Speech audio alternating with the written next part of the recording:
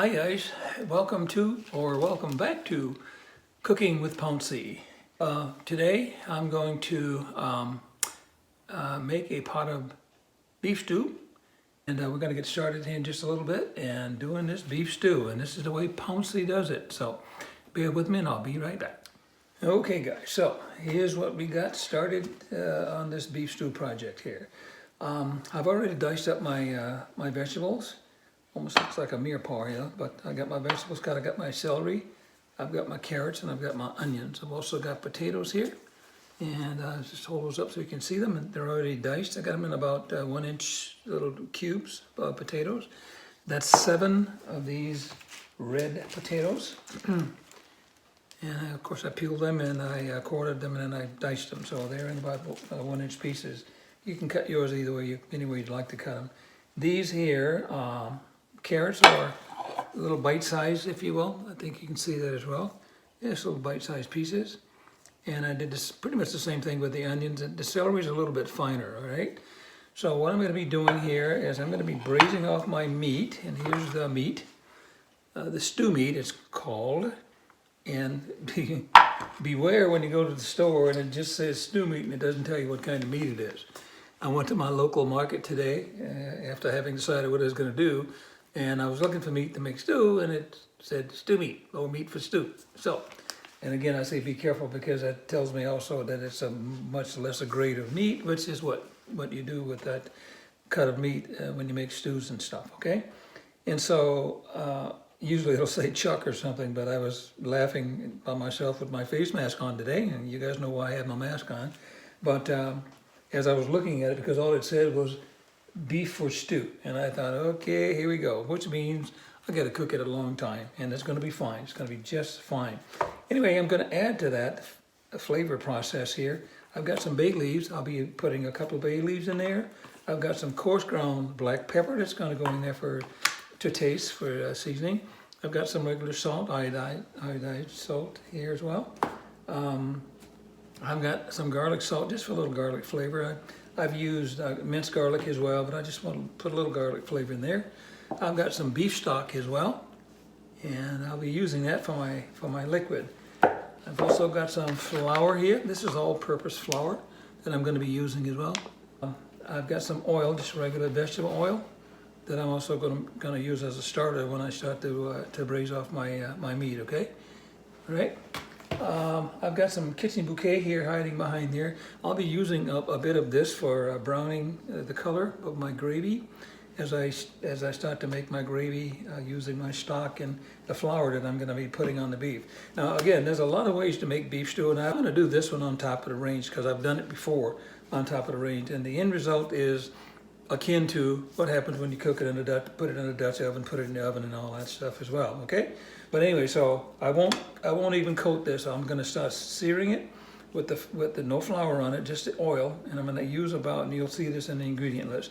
I'm going to take my meat that I showed you a while ago. My oil is already in there. I've got about 3/4 of a cup of that oil in there, and I'm going to start browning the meat. And the reason I've got 3/4 of a cup right now, and I think I'm going to use it all as well, is that first of all, I want to get all that meat browned, and it will be nice and brown before I start adding my flour.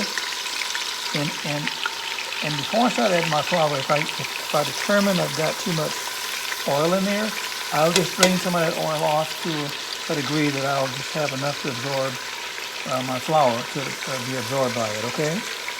And again, I've done this way before. I've also floured the meat, dredged it in flour before I put it in here, yada, yada, yada. And I'm not going to do that with this. I'm going to show you how I do it in this kettle here, okay? And the last thing I'm going to put in here, excuse me, is going to be my potatoes. I don't want those to get mushy as they're cooking in here. I'll be adding my onions in here, my carrots and my celery as this thing goes. I think I won't be putting those in until perhaps about a 45-minute cooking time with this thing in the gravy, okay? Just getting that meat tender. And I'm probably going to cook this whole thing about, I might even have to go simmer that up to 2 hours, believe it or not. And again, it's going to depend on how chewy that meat is. And I'm going to make that meat tender, and that might take 2 hours, but I've got time. And I know that I've got to cook this meat that's cut for stew. And guys, we know what that's all about now, don't we? So I got my heat on high, and that's doing its thing, all right? Along the way, and I can start doing it right now too, along the way I'm going to be adding some coarse ground pepper that I showed you earlier. Might even put a little bit of my garlic salt in there, and some salt as well. And here's my coarse ground pepper. I'm just going to start shaking some in there. There. That's to taste as well. And this is going to be very flavorful. Very, very, very flavorful. And a little salt to taste as well.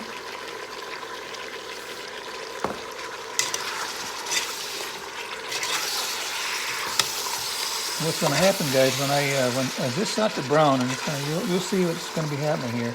I'm going to then sprinkle my flour in here, and the fat that's on there, the oil, if you will, as well, is going to cook that flour, because flour is a raw product, and that flour needs to be cooked. And so that's why I'm going to be putting that flour on here, and I'm going to be stirring it just like I'm doing it right now before I start adding my liquid to the pot as well to make my gravy.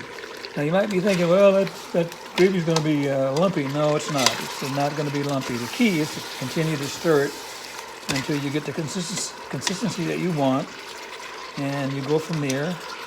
And I'll be showing you, yeah, it's not going to be lumpy. I don't like lumpy gravy. I don't like it, and I'm sure you don't like it, and it won't be, all right? So, and I'll put a little bit more salt, because I know I'm going to need more than that. This pot's going to have quite a bit of volume in here. A little bit of garlic. Like I told you to, I've used minced garlic. This is garlic salt. Just a little bit to taste, not a lot. Okay, here. All right. And you might be able to hear that bubbling. I'll keep turning it. I've got the heat on high once again. And it's starting to cook really nice here. Meat like this will fool you too, because sometimes you'll see it browning real nice, and it'll get very brown. And you think, oh, this is right, it's ready. No, it's not. You gotta cook it another hour and a half or two in order to get it tender. And again, once you do that and you give it enough time, slow cooking it, it's going to be very, very tender, and it's going to be good. One of the things I didn't tell you about yet either is what I'll also do is I'm going to garnish this with green peas. I bought some frozen green peas. That'll go on the very top. And that also makes this dish very, very attractive dish and a plate item that you serve, all right? I do want the carrots and the celery and the onion flavor in here long before the potatoes get in there, and that's what's going to be happening. It's browning really nice here. Doing its thing. Yes, it is. Make sure my heat's on high, and it is. Yep. All right.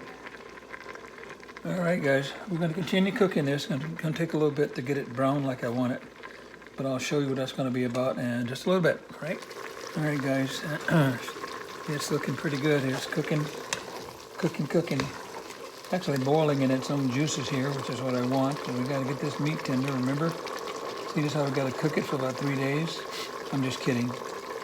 Got to cook it a while, and it's looking good. I'm gonna start adding my flour, and I've actually measured out a cup of flour to start with, and I might need that much, I might not. But here's what it looks like. You've got quite a bit of liquid in there. I think you can see that. I've also got, I forgot to tell you, that's a little that's a little over 3 pounds of stew meat. All right. I'm gonna have, I've already peeled. That's 2 large carrots. That's 1/2 of a large onion. It'll be in the ingredient list for you. And there's 2 sticks of celery. And I've also got 6 of those red potatoes that I diced up as well. So again, 2 large carrots, 1/2 of a large onion, 2 sticks of celery, and then 6 of those potatoes. Again, I'm going to start out with a cup of flour. I don't know that I'll use the whole thing here. And right after my flour, and this starts to thicken here, I'm going to add my beef stock. All right. And you'll be seeing that as well. So that's what I'm getting ready to do right now. But I'm just gonna start folding this flour into this mixture here. And as you can hear, it's very hot and that meat's getting pretty brown now. And I'll just start sprinkling this on here. As I say, keep moving it because you don't want this whole thing to plop in there and be one clump, because you gotta keep stirring it, right? And I'm just hoping my camera is not gonna be in the way and I won't have to do some weird thing to make this not happen. So again, I'm gonna gradually shake the stuff in here, keep it moving. And once it's thickened, and it almost thickens immediately, like it's doing here. I'm going to turn my heat down because the heat is about to overpower my ability to keep moving this thing here, and I don't want that to happen. I'm going to turn it down to medium. All right, it's getting pretty thick, and see, I'm going to shake some more flour in there. Getting thicker and thicker, guys, and you must know that when I'm adding this flour. Put the thing down. Again, I'm coating that meat with it. That's what's happening right now, all right? That's why you gotta keep moving it. You gotta keep moving it. All right? Goodly amount. That's about 3/4 of a cup of that flour now. And it almost took up all the liquid that's in here, which is good. As you see, I'm still stirring it. It's getting to be a big clump of meat and flour. I'm gonna now start adding my stock right this minute. And again, I'm going to keep stirring it as I do that. Very cool stuff. Back on high. I need the heat.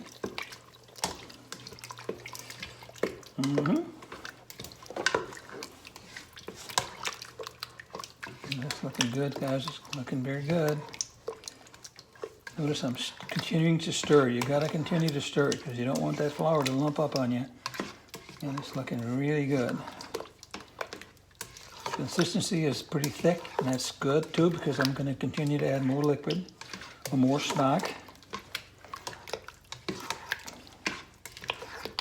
And I'm almost at the point now where I don't have to be concerned about it lumping up on me because it's nice and it's very smooth right now, all right? It's very smooth. And again, the key is continue to stir and tilt it up a little bit so you can see that. You see that, okay? Just gonna grab some of that. It's very smooth, okay? I'm gonna come back with more beef stock. I know I'm gonna need more. So that was a container of it, and I've got another half here. And these are 32-ounce containers, so I've used 1.5 of those, all right? I'm also now going to dump some onions in there because remember I told you I want some flavor in the meat even before I add my carrots and stuff. So I'm going to put about half of my onions in there. As you can see my little dish here, I'm going to put about half of my onions in there because I want that flavor. And I'm going to put about half of my celery in there as well for flavor. And it's looking really good, guys. Yes, it is. I'm going to put some color in there now, which means I'm going to use some kitchen bouquet for color. And I'll be again adding more seasoning to this as it comes up. As I was going to say, build it up as it comes up. I'll be adding more seasoning, but this is just a little bit of. This is going to be for color, and you can put certainly you can put too much, but I don't want to do that. But I was going to see the measurement. That's probably a tablespoon so far into that pot of the liquid that I've got. All right. I want it a little bit darker. So I think maybe you can see that. Maybe not. You'll be seeing it when I plate it up though, and I'll take some out for you so you can see it. I'm going to put a little bit more of that in there. You can use too much of this, so you be careful in terms of your color. You be careful how much you use. You don't want to make it too dark. And it's looking good still. What I really like is the consistency that I have right now. And as I told you, it might kind of sound kind of freaky. Well, it's going to lump up. No, it's not going to lump up. You got to keep moving it though. And that's almost at the point now where I want to just turn that heat down to simmer and just let that thing do its own thing with the few onions and the celery that I've got in there, right? I'm going to go ahead and drop 3 bay leaves in there. I told you about the bay leaves a while ago. Let's put 2 bay leaves in there.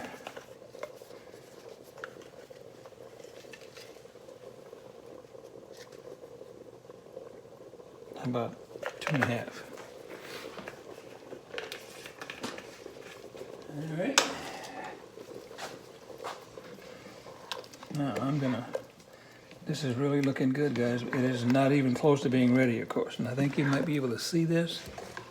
I think you can see what I got going here. Okay, guys, this is looking really good. I think you can see it or hear it bubbling anyway. And the gravy is really nice looking. Let me see if I can get some of that out of there for you. You can see that? There's no lumps in there. Okay. I'm going to turn it down to simmer now. I'm going to cover it. And I'm actually going to let it simmer for about 45 minutes to an hour. Got to get that meat nice and tender. You don't want chewy meat, no matter whether they tell you what kind of meat it is or not. The key is to cook it done and to make sure you get it enough time to get that meat tender, all right? So I got it down to simmer. And again, I'm going to come back in a little while. I'm going to put my, I'll be putting my carrots in there and the rest of my celery and onions, all right? We're 45 minutes ahead of where we were last time I talked to you. So it's looking very good. I stirred it about 3 different times since it's been simmering here. And again, it's looking very, very good. Of course, now I'm going to add, as I indicated earlier, the rest of my my onions, if you will, and my celery and my carrots, all right? And as I was checking it the last time, the meat was pretty tender, actually, and surprised me because remember, it was a stew meat with no name on it other than stew meat. But I was pretty impressed with the fact that it was at the point it was in tenderness or doneness, if you will. And so now, maybe you can see that, hopefully. It's looking really, really good. Looking good. So I'm going to let that go for simmer again for about another 15 minutes. My carrots tender. And the last thing I'm going to do, of course, is put my potatoes in there, all right? So we're going to cover that again. It's very tasty. I tasted it as well. And we're going to let that simmer again. Once again, we're going to let that simmer for 15 minutes. And then I'll add my, my diced potatoes. And after that, another 10, maybe 15 minutes when those potatoes get tender, we're going to be done with this. All right, guys. The beef stew process continues. Beef stew process continues. It's been 15 minutes. I put my carrots in there. And I'm going to now put my potatoes in there. And I'll let those potatoes cook for about 10 minutes, maybe.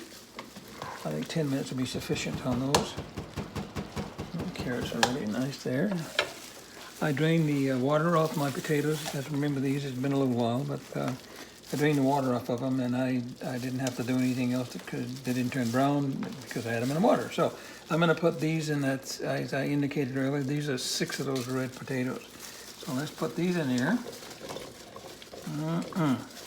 And I'm going to let those go as I indicated. I've got just enough liquid in there too to balance out my vegetables to liquid ratio.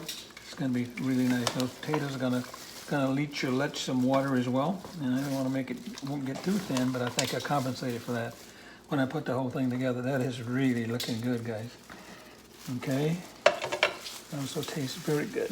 You see that?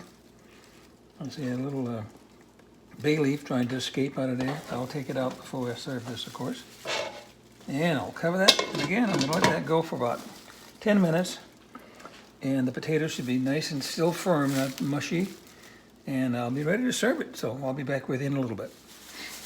Okay, guys, I'm back. We are about ready to plate this up and chow down. Smells good, looks good. Okay. I've got my dishes preheated here. I always preheat my dishes, and that's what these little guys are all about. I put them in the oven. I've got what you also see in front of me. I've got a couple of corn muffins that I made the other day for another occasion, and I heated those up, and I'm gonna. It's looking pretty good, guys. I'm telling you. trying to even out my vegetables here. It's looking mighty, mighty fine, guys. Remember the green peas I talked about? Remember the green peas I talked about, guys?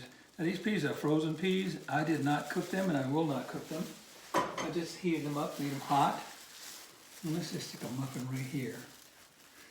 And call it a day for the plate I just plated up here. You can do it your way or you can do it cooking with Pouncy. Again, thank you so very much for subscribing to my channel. If you like this, do subscribe to my channel, I should say, and let me know what you think, and please share if you do like it. And again, thank you so much, and we're gonna have dinner. We'll see you next time. Good night.